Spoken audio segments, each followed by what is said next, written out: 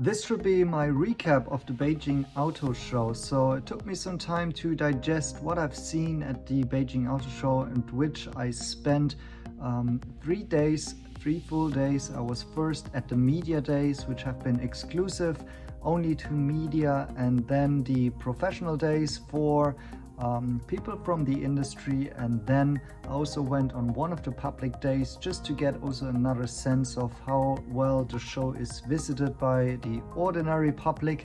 And so here are my thoughts about what we've seen. Also, I just digested these insights from an industry advisor and consultant kind of perspective, but also as a concerned NIO investor, because obviously these are tough times, not only for the stock, but also the actual fundamental performance of the company. And given that the Chinese competition is so strong, I wanted to see whether or not NIO, in my point of view, and I can't take this as financial advice for what you should do, but whether or not I should stay invested in the company.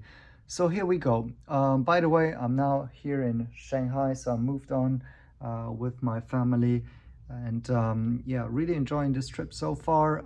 I just posted also a video on my first takes on the Chinese economy, like comparing my previous visits in 2023, right after China just opened, and then summer 2023 again, to my visit now here on the ground. It's always good to be back.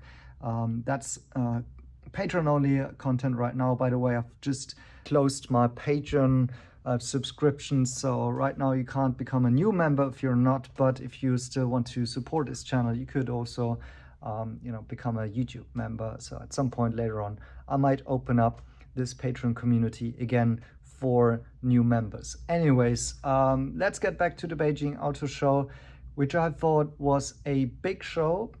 So I've been here to the Shanghai Auto Show last year, which definitely has seen many Western executives left with their mouth open, in denial, and couldn't believe their eyes of what has happened during the time that China was closed and during the pandemic.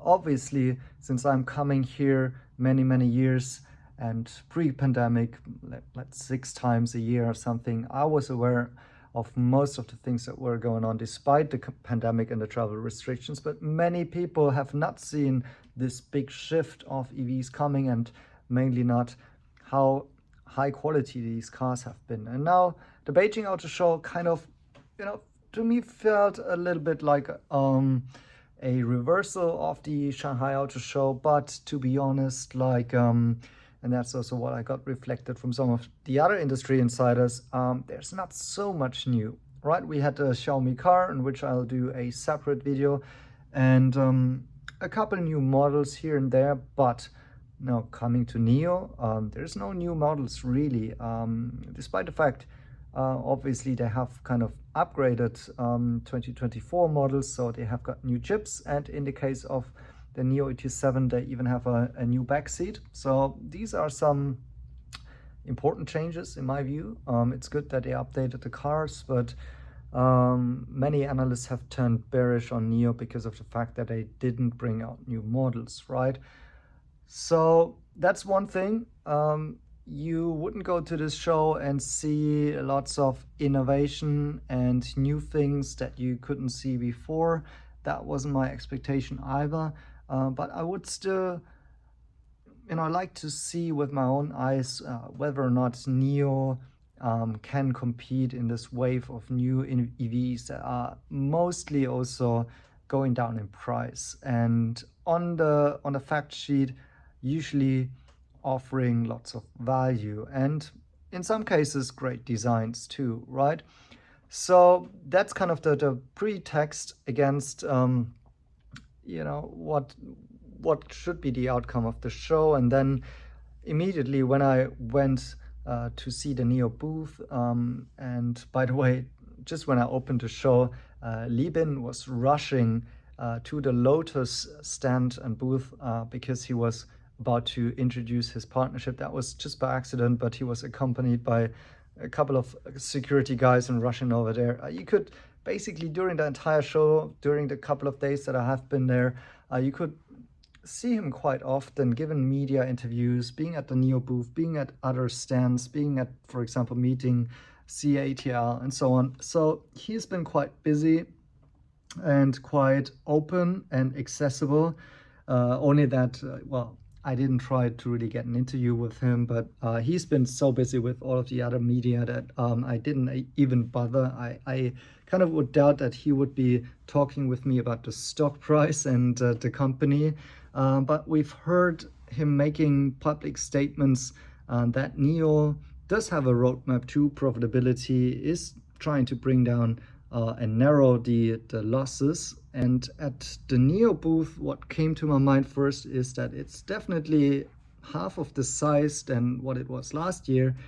And that kind of, and even at a one corner in the back of one of the halls. So it's not like what we've seen at the Shanghai Auto Show, where we had one hall in which mostly the EV startups like Zeekr, NIO, Xiaopeng, and so on have been squeezed together, and all of them having big booths, and we saw all of the traction in terms of visitors and people crowded there.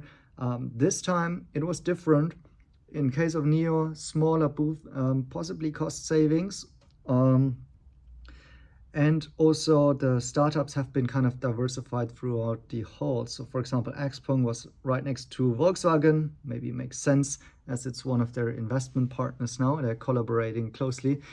But also, Zeekr in another hall and so on. So what we could see was that the traffic was not only centered towards the new startups and the upcoming brands. Instead, also the legacy brands got quite a bit of traction in my views, and that's one of my main takeaways. This has been kind of, if I could characterize and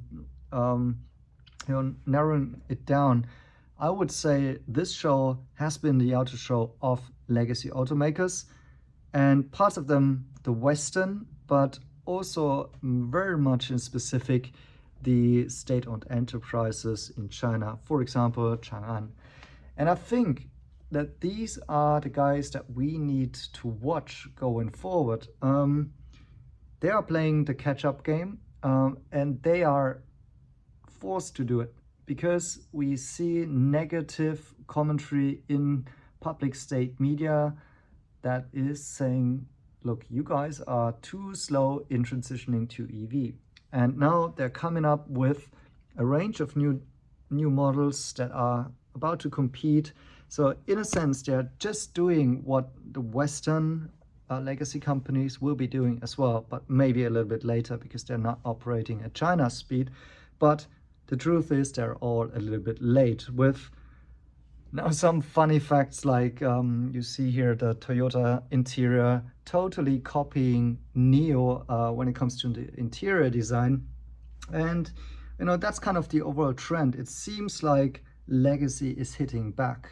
They are the ones presenting new things now, some of them even at concept stage, like the Volkswagen ID code or something like this, but they're the ones currently catching up, while brands like NIO, they don't have anything new to show. Maybe if you look at the startups, maybe Zeekr is still having a big booth and also presenting the Zeekr Mix, which is a nice MPV concept. It's not out yet.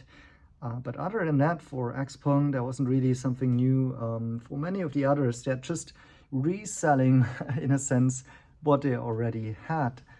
And so I think that NIO, for example, has already moved on. They're not about showing off innovation and new models, but instead what we could see, as I said, Li Bin being very, very active, heading from booth to booth, managing to meet many of the other executives, and it seems like he's making deals. The deals that we see in partnerships, like in battery swapping partnerships, like with the likes of Chang'an and so on, and you see that's exactly the state-owned enterprises that need to catch up. So I made a Patreon-only video the other day, which was exactly about this topic, that I do feel some of these startups are going to benefit from the fact that these state-owned enterprises now need to play catch up. And in some ways, they don't have the technology, they don't have the infrastructure, and so on. And that's where synergies may happen. And that's where the startups who need to break even or find ways and paths to get there, they need eagerly to partner up in order to find new revenue streams in order to become profitable.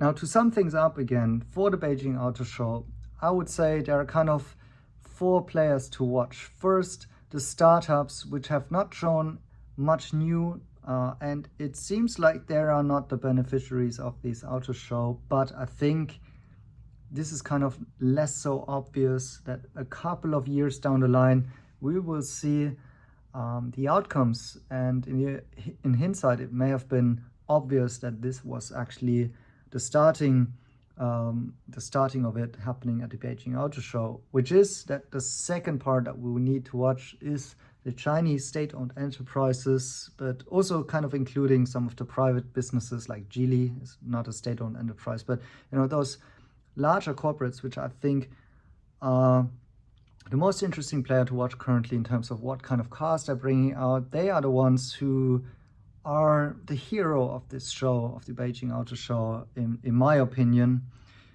And I think they will be the decisive factor of this consolidation, and who they are going to partner with, for example, with NIO on the battery swapping. When they see value in some of the upcoming brands and EV startups, then that might lead to win-win partnerships and corporations that ultimately will decide who survives and not. Then we have another category, which are the Western legacy automakers, which I wouldn't write off. And I think it was partly also their show, given that they got and enjoyed more traction, foot traffic, and more recognition, but they're not still there yet. So I was testing the Macan, Porsche, and Volkswagen cars, Audi cars, and some of them had still a terrible experience when you just got into the car. The software wasn't ready, so it's not a wow, we have succeeded and we are catching up type of show for them yet.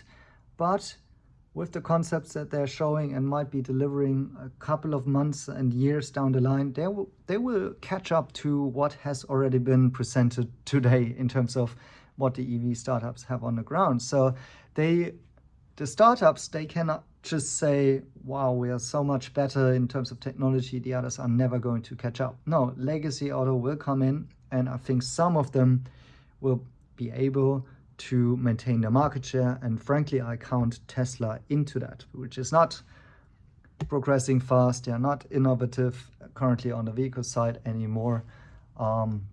But we cannot simply write them off, not even here in China. That's my opinion after watching this show and what has been displayed.